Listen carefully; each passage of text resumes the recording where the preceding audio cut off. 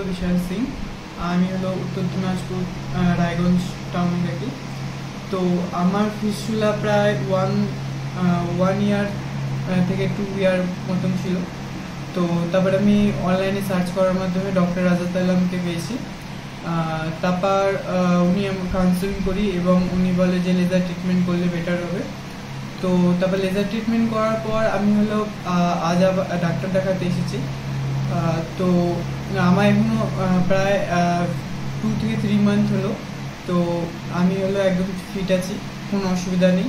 তো আপনারা যদি কোনো ফিস্টুলা রোগে ভুগে থাকেন বা কোনো রোগে থাকেন তাহলে হলো ডক্টর রাজাত আলমের সাথে কাউন্সিলিং করতে পারেন।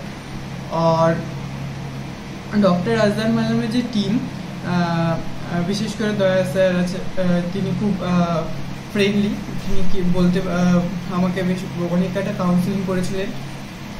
তো আপনারা যদি হয়ে থাকেন তাহলে ডক্টর রাজাত আলম স্যারের সাথে কন্ট্যাক্ট করতে পারেন।